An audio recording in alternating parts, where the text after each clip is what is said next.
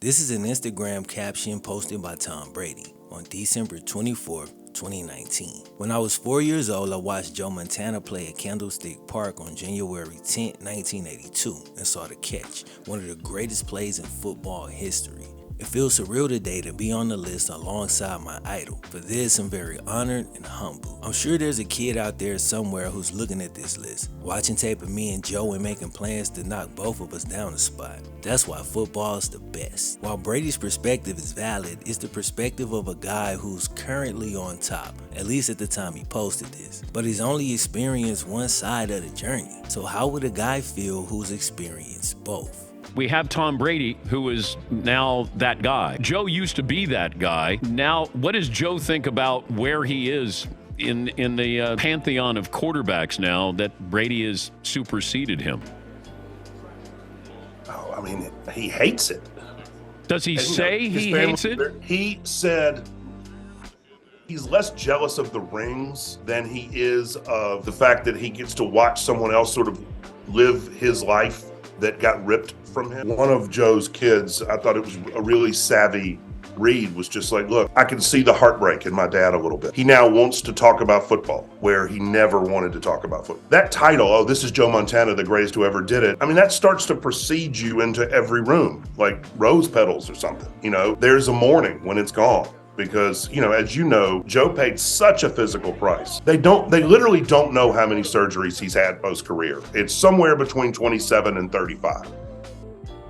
Today, almost every football fan will recognize the name, Joe Montana, but most don't get the gravity it once held. There was a time when many people considered him the GOAT. Today, people respect him, but they just see him as the 49ers quarterback who lost his spot to Steve Young. But he was way more than that. He was the GOAT of his era. That looks like Joe Montana's still my man. He's still my man. I mean, let's just say, hey, a greatest quarterback and stuff. Hey, I'm still with Joe Montana. I'm not going with Tom Brady. Why? Man, listen. Tom Brady got all the rules on his side. You can't touch him. If you hit him, if you breathe on him, they're gonna throw a flag. That would have been a penalty because if I was playing, if I'm playing, I'm hitting him every play. Even if I had this pat on my ass, I was right there beside you. Did he used to be a tennis player? Sure, kid. Alright, before we jump in, man, a quick word from today's video sponsor, DraftKings. On Thursday night, the lives of 32 men will be changed forever when their names called by the commission. While those athletes wait to see which teams they'll be playing for, I partner with DraftKings Sportsbook, who's giving all of their customers a shot to really feel the excitement of draft night. DraftKings offers betting markets on who will be picked first, all the way down to Mr. Irrelevant. So head to the app now so you can make your picks all before the teams get a chance to make theirs. Now, if DraftKings Sportsbook is not yet available for you, DraftKings is offering a free-to-play round one pool with huge prizes that are up for grabs. These free-to-play pools are really easy to play. Just download the DraftKings app, go over the pools, and choose from a wide variety of free contests. Here you get the opportunity to win prizes with no deposit or wager required. DraftKings will be hosting a draft night specific pool with questions ranging from who will be picked before whom, all the way to if you think a team will trade a pick in the first round. So get in on all the draft action with DraftKings Sportsbook, where you bet each round of the draft all weekend long. And don't forget to sign up with promo code FlemLo to get your shot at cashing in this weekend. Man, shout out to DraftKings once again for sponsoring the video. And without further ado, it's time to jump back in.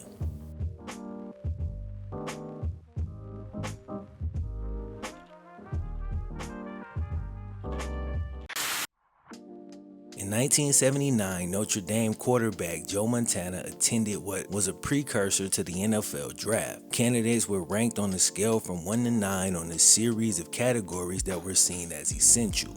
For quarterbacks, categories included things like arm strength, accuracy, and overall physical stature. Joe Montana, who for a short period of time was considered the GOAT, at this watered-down combine was graded overall a 6. 3 quarterbacks was drafted in the first round that year, but Average Joe was definitely not one of them. Then with literally the last pick in the 3rd round, the 49ers selected Joe Montana. Coming in as basically a 4th round pick, Montana didn't become the full-time starter till midway through his second year. In his 7 starts that season, he averaged 256 yards and 2 passing touchdowns per game. Really good. Not to mention that his 64.5% completion percentage was actually the highest mark in the entire NFL. After watching the 49ers go 2-14 his first season, then 6-10 in year 2 with him as a part-time starter, in year 3 Joe Montana finally took over the reins and won more games than the Niners had in their previous 2 seasons combined. The greatest quarterback. I'm still with Joe Montana.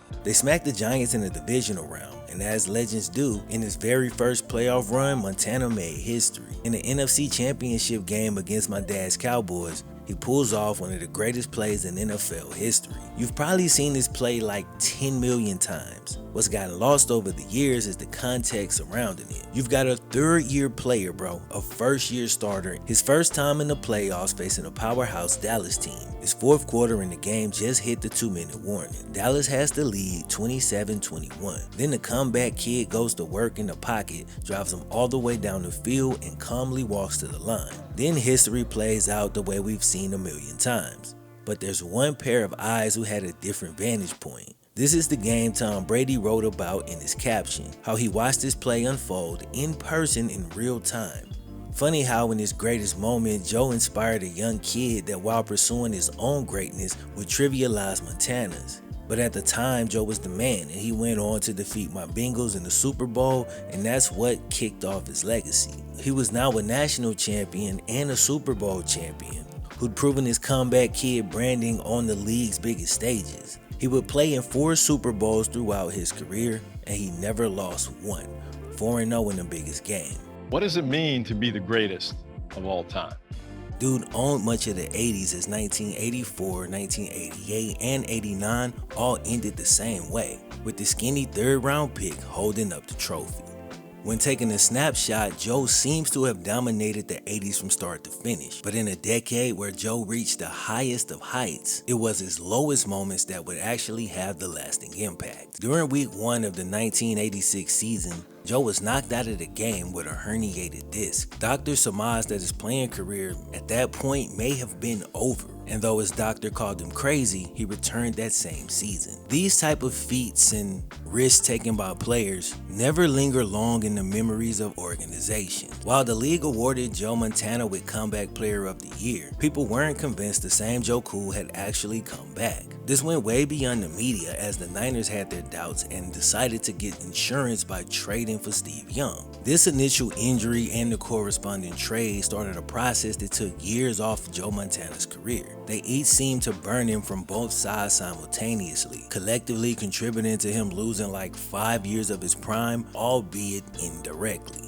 Steve Young came to the team prior to the 1987 season, and based on the position he was put in, being a somewhat older quarterback asked to back up a legend, if he ever wanted to play and have a team of his own, he was forced to circle like a vulture till it was time to swoop in. But while Joe Montana's career might have looked like it was on his last legs, going into the 88 season, his career was far from dead. You think this was the first time he had another quarterback looking over his shoulder? You'd be wrong. Joe Montana had to deal with this his whole life. Joe's high school football coach, Coach Chuck Abramski, had a long-standing beef with Joe Montana's dad. This beef passed down to Joe, and he was temporarily benched despite very clearly being a quarterback phenom. After a few L's, Joe was back in the starting lineup, but their weird urge to replace Joe Montana would never go away. During his time at Notre Dame, Coach Dan Devine wasn't a fan. According to this old Bleacher Report article, he wanted to replace Joe as well. According to the article, Coach Devine seemed to have a personal bias against Joe Montana,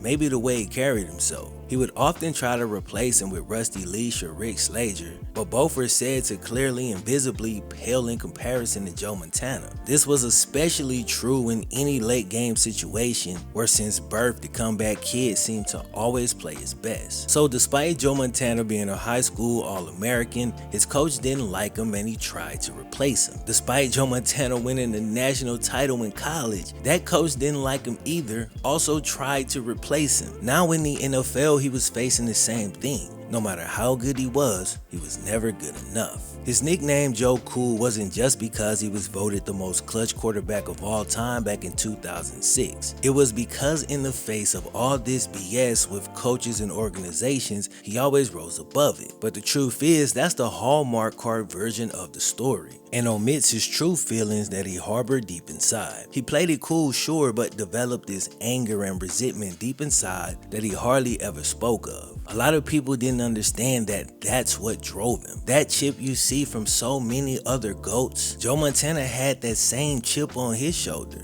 He didn't talk about it much, but it was right beneath the surface. When you get used to people trying to take things from you, you either roll over and die or you learn to fight back. Joe fought back and used this resentment as fuel. So when the 49ers brought Steve Young into the building, Joe responded by playing the best football of his entire career. So like I said, Steve Young came to the team in 1987 as the eventual replacement for Joe Montana. Then not the next one, but the next 2 seasons, Joe has a resurgence and wins back-to-back Super Bowls. Within the next 3 seasons after Steve Young's arrival, Joe won back-to-back league MVPs as well. He won his first league MVP to close out the 80s, and his second league MVP to open up the 90s. It was as if he was announcing to the football world, even in this decade, my reign will continue. Despite that, the 49ers were still hell-bent on replacing him, and the next year they wanted to give Steve Young designated starts. George Seifert had announced a plan to give Steve Young some designated starts in the 91 season. Yeah. I didn't know what that meant, but Well, imagine. he was going to get to play all the easy teams. I was going to have to play all the tough ones. And I go, George, he's going to come out looking great. I'm going to be fighting my butt off to win tough games. How is that fair when I just had one of the best seasons I'd had? What Joe says is true. He was coming off his second straight MVP season, easily one of the best of his career. He'd once again gotten the 49ers to the NFC Championship and was minutes away from making his 5th Super Bowl. But then the thing the 49ers had braced for like the last 4 years straight finally happened, and Joe goes down with a severe elbow injury and a broken hand and cracked ribs, not to mention a badly bruised sternum and stomach. When Joe went down, the 49ers were up 4, about midway through the 4th quarter, and Steve Young would have to close it. Despite the fact that the Niners felt they could replace Montana with Young, given the situation with them having the lead, they only ended up allowing Steve Young to throw 1 pass, a pass he did complete for about 25 yards. Greatest quarterback. I'm still with Joe Montana. I'm not. Despite everything, the Steve Young-led 49ers gave up the 4-point lead. They lost the game 15-13 and missed the trip to the Super Bowl by only 2 points. Joe had surgery, but there were still questions about the elbow, and the team was still trying to get Steve Young more game experience. So they went with the plan to give Steve designated starts, which Joe says would have given Steve the easier games on the schedule. Regardless of which games, that sounds like a locker room time bomb. But it just so happened the Niners never had to put the plan in action. The preseason following Joe's injury in the playoffs, he re-aggravates the elbow and is placed on IR. Joe's injury would keep him out for essentially the next 2 seasons, which meant Steve Young was finally up to bat. His story's crazy too, as he didn't get his first shot to be a full-time NFL starter till he was 30 years old. Still, he wasn't great in his first season as the starter, and if Montana had only missed 1 season from his injury, there's a pretty good chance he would have taken his job back. But he missed 2 seasons, which gave Steve Young the time he needed to establish himself as the 49ers starter. If Joe came back a year earlier, there was a trade on the table for Steve Young to be moved to the Los Angeles Raiders. If that happens, I believe today Joe Montana is still considered the GOAT, or at least in the conversation. But since Joe wasn't ready at the start of the 92 season, the Steve Young trade never ended up happening. But the Raiders still indirectly played a part in sealing Joe's fate once and for all, as former Raiders head coach Mike Shanahan was hired as the 49ers offensive coordinator in 92. He unlocked Steve Young by leaning into his running ability, and that flipped the entire scenario around. As a result, Steve Young went from being on the trade block to league MVP seemingly overnight. The 49ers roster was better than it had ever been, and with Steve Young playing at an MVP level, Joe Montana's legacy would take a big hit. Joe had to spend 2 years watching Steve Young take his job, all while suffering endless rehab just to throw the ball again. And not only was he forced to undergo this grueling process, he was forced to undergo it all on his own. During that time, Joe was banned from the facility. He wasn't allowed in while the team was in the locker room, and a man with a deep fear of being replaced was experiencing it again, and this time was the worst. These recent quotes from an ESPN article show the deep emotional scar the whole ordeal left him with. Quote, "I struggle to try to understand how the whole process took place with me leaving San Francisco. I should have never had to leave. Why was I not allowed in the facility? What did I do to not be allowed in the facility?" He was being walled off, likely to make Steve Young more comfortable and to allow him to fully take over the team. So 1 year after winning back-to-back MVPs and 2 years after winning back-to-back Super Bowls, for all of 1991 and most of 92, Joe was isolated from the roster, weakening his role as team leader. Joe finally made his comeback during the final game of the 1992 season, though still not 100%. But like his high school and college coaches before him, head coach George Seifert wasn't thrilled to have him back. On what was gonna be Joe's last play of the year, Seifert called in a run play for Joe's last rep. But the vet saw something in the defense and changed the play. Instead of handing the ball off, Joe instead dropped back and threw a touchdown pass. But as the team celebrated, the coach was upset. Dude threw his headset down on the ground in frustration. Sounds like an ego issue if you're mad that y'all scored. If this is a young player just out there freestyling, I can kinda understand the coach not being happy. But it's a 10-year vet, 2-time MVP, 4-time Super Bowl champion, 3-time Super Bowl MVP. He hasn't played in 2 years and he's trying to get some reps. He sees something in the defense and makes a play. But things had changed during Joe's forced absence, as his former backup was now the MVP quarterback. Joe was expected to just do as he was told, and now him and Steve Young had to look eye to eye. I'm pretty sure the locker room was somewhat split, because Joe was a legend, but Steve Young had the hot hand at the time. But Joe's forced absence only added to the schism. Not that it mattered, his fate had already been decided by the coach. When training camp rolled around and Joe was finally healthy and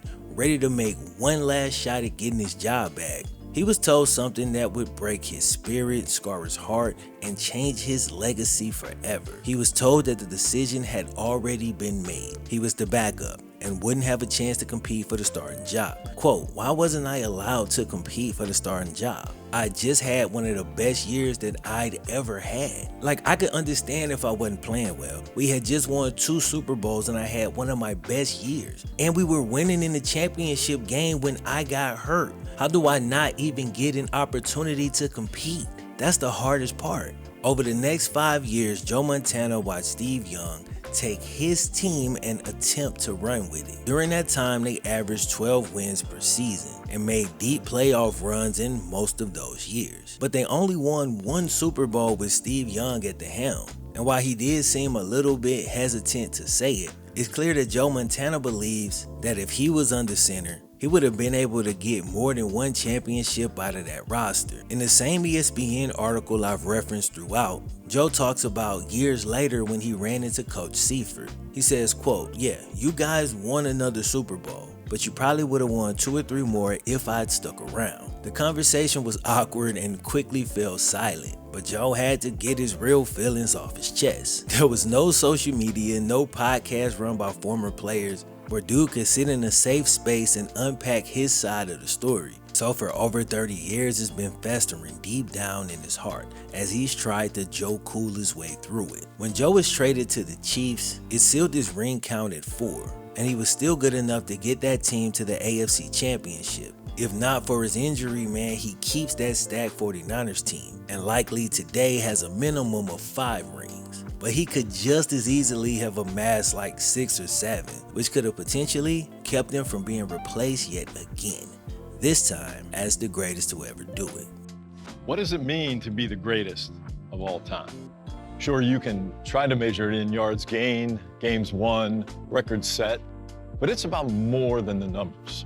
It's about how you come back from a bad play or the hardest year ever. If the injury never happens, he may still be number one. If it does happen but he gets his job back, he'd still be in the conversation. But thanks to the way that everything played out, he slipped further and further down this generation's GOAT list. It's to the point where dudes whose opinion I sometimes respect, like Dan Orlovsky, is out here saying Joe's not top 5 all time. You know, Joe Montana doesn't make it into my top 5 quarterbacks. What the hell is wrong with you? That's an opinion. Sure, kid. His stats don't hold up to the crazy modern day numbers, and people don't really take into account how much the league has changed. Because it's stuck at 4, his ring count doesn't hold up, and his legacy is quickly being spat on in every turn. He'll never had a chance to get those injured years back. It's now set in stone as his sports fate has been decided. But while time slowly chips away at his legacy, why not show respect to the time when he did wear the crown? Attempting to compare eras often leads to the guys who helped build the game being downgraded to a point where anytime their name actually comes up, it's only to knock them down on the list another peg. You see it happening with Kobe in NBA conversations every day, and I'm kinda getting tired of having to sit back and watch. We use our legendary sports heroes like old marks on the wall, used to measure a child's height as the years pass by. But those old marks represent more than ink on the wall. They represent progress. They represent a time where you stood as tall as you could, and there's zero shame in that. The lack of quarterback protections of his time didn't allow for an extended career like those we've seen in the recent game. His team didn't trade his backup or do anything to make Joe Montana feel more comfortable. His team instead just immediately encroached on his territory the moment he stumbled just a little bit. Today, Joe Montana struggles with the what if of it all and feels betrayed by the organization he won 4 Super Bowls for. Don't get me wrong, of course dude still plays it all cool, but when you really look at these interviews, his true feelings emerge. As people continue to try to slide dude out of the top 5, Joe Montana's legacy has morphed over the years. His stats damn sure won't stand up at the top of the list, and even his ring count has been dwarfed and surpassed by another. But being the GOAT seems to come with a few drawbacks. A certain isolation, as that need to win at everything pushes away those you should be closest to. And if this goes unchecked, it can lead to a lonely old man surrounded by millions and millions of adoring fans who goes home to an empty house filled with old dusty relics. But outside of the sports world, if we focus on real life, maybe Joe Montana's 5th ring is actually his most valuable. He's still connected to his Italian roots and loves being surrounded by family, and someone who never looked to replace him was his wife of 40 years. People remark about how they still seem like 2 kids, real lovey-dovey and romantic, which can be off-putting to some, but thanks to this, Joe's been able to fill his life with something even more valuable than a few more Super Bowl rings. But within the sports world, as his legacy seems to fade, I don't think it's fading as much as it's morphing. His legacy is no longer the greatest of all time, but who the greatest of all time grow up wanting to be. I'm not saying I'm going to rule the world or I'm going to change the world, but I guarantee that I will spark the brain that will change the world, and that's our job, is to spark somebody else watching us. What does it mean to be the greatest of all time?